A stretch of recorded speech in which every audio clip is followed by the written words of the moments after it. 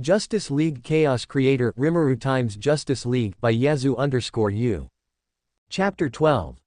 Billionaire at the store. The day carried on, the bakery buzzing with life as more customers poured in. Rimuru had just finished decorating a tray of cupcakes when a group of teenagers burst through the door, their chatter filling the air. "Oh my gosh, she's here," one of the girls whispered loudly, her phone already out to snap a picture. "I told you, this is the bakery I was talking about. Her bread is, like, legendary," another added, practically bouncing in excitement. Rimuru gave them a polite smile, though internally he sighed. It was always the same, someone new mistaking him for a cute lady baker. At this point, he just rolled with it. "Welcome," he said, setting a tray on the counter. "What can I get for you?" "Can we get a selfie with you first?" one of them asked, holding up her phone with a hopeful grin.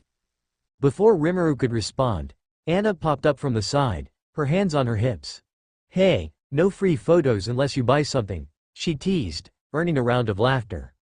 "We were going to anyway," the girl retorted, grinning as she ordered a dozen cupcakes and 2 loaves of sourdough. As Rimuru handed over the goods and reluctantly posed for a quick picture, Lucas, ever the quiet observer, muttered from the back, "They're going to call this place a tourist spot at this rate." Rimuru chuckled. "As long as they buy something, I don't mind." By the afternoon, the crowd had thinned, giving Rimuru a moment to breathe. He stood by the counter, sipping a cup of tea, when Mrs. Avery, one of the oldest customers, hobbled in with her cane. "Miss Rimuru," she called out, her voice trembling but cheerful, "I was worried sick after I heard you went to Metropolis. I told everyone, she's too sweet to be in a dangerous place like that." Rimuru set down his tea and quickly walked over to help her to a chair. "Mrs. Avery, you should be more worried about yourself. How's your leg feeling today?" "Oh, don't you fuss over me," she said with a wave of her hand. "You're the one running off to places with aliens and whatnot." "I'm fine, really," Rimuru reassured her as he packed her usual order, a loaf of rye bread and a box of cookies. "But I promise I'll stay out of trouble from now on." "You better," she said, shaking her cane for emphasis before chuckling. "We'd be lost without you, dear. I mean, there's no one in the world can make baked godly buns like you. If you die, I am going to follow you in heaven." As the sun dipped low on the horizon, signaling the end of the day, the bakery finally quieted down. Anna stretched dramatically, her smile as bright as ever. Another day of Tempest Legendary Bakery is in the books. Lucas stacked the last of the chairs, his expression calm as always. "You need to close earlier if you're going to keep up with this pace." Rimuru smirked, flipping the sign on the door to closed. "You're both forgetting, I don't get tired like you two." Yeah, you have some crazy stamina," Anna said, waving him off. "But we do, so we're heading out. See you tomorrow, Rimuru." Lucas gave a nod and followed her out, leaving Rimuru alone in the quiet bakery. He stood behind the counter for a moment, staring out the window as the street lights flickered on. The peaceful evening felt almost surreal, considering everything that loomed in the background: the firmament's expansion, the unknown forces at play, and the multiverse teetering on the edge. But for now, this little corner of the world was calm, and Rimuru intended to keep it that way. He sighed, smiling softly as he started tidying up. One day at a time, he muttered to himself. Tomorrow would bring new challenges, but tonight, the bakery was his sanctuary.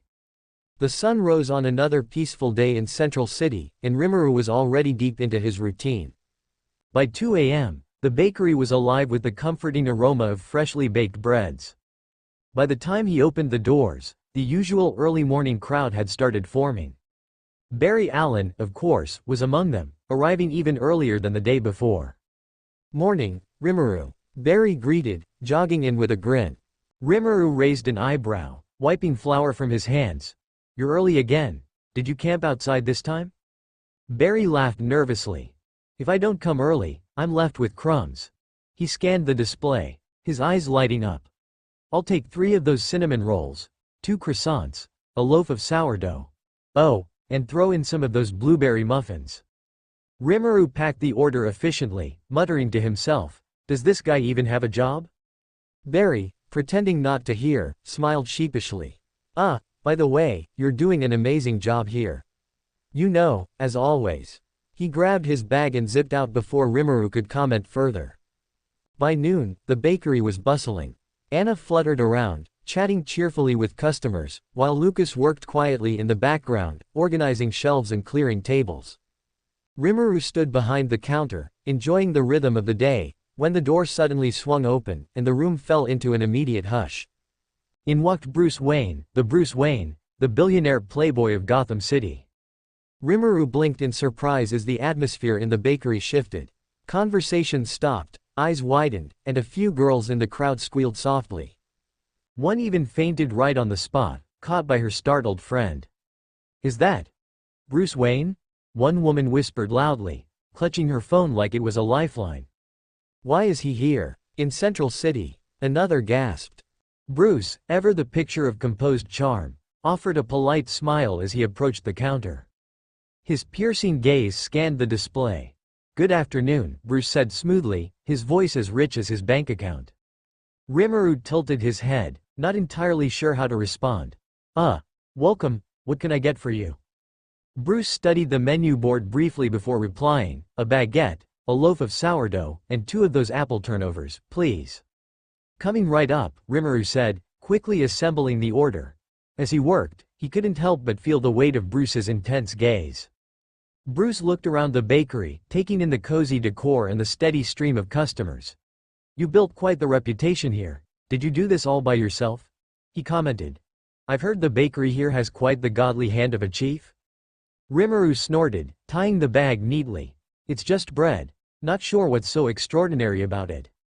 Bruce smirked, clearly amused. "Modesty. I like that." Before Rimuru could retort, Anna leaned in, practically bouncing with excitement. "Oh my gosh, Mr. Wayne. It's such an honor to have you here. I've read all about you, and you're even more handsome in person." Bruce chuckled politely. "Thank you. That's very kind of you." Meanwhile, Lucas stood in the corner, muttering, "This is ridiculous," as another woman fainted dramatically near the door. Rimuru sighed, placing the neatly packed bag on the counter. "Here's your order, that'll be." Bruce waved a hand, pulling out a crisp $100 bill. "Keep the change." Rimuru stared at the bill, unimpressed. "This isn't a tip jar, you know. Don't flaunt your wealth in a bakery." Bruce raised an eyebrow but said nothing, sliding the bill across the counter with a smirk. "Consider it a token of appreciation." As he turned to leave, the entire bakery erupted into hushed whispers and camera flashes. Rimuru sighed, rubbing his temple. After the door closed behind Bruce, Anna spun around, her cheeks flushed. "Can you believe that? Bruce Wayne. Right here in our bakery. Rimuru, do you know how huge this is?" Rimuru deadpanned, "Yeah, great. Maybe next time he'll bring in a limo and really give people a show." Anna gasped, her eyes sparkling. "Do you think he would? That would be so cool." Lucas rolled his eyes as he wiped down the counter. "This place is turning into a circus." Rimuru chuckled, returning to his station. As long as they keep buying bread, they can feign all they want.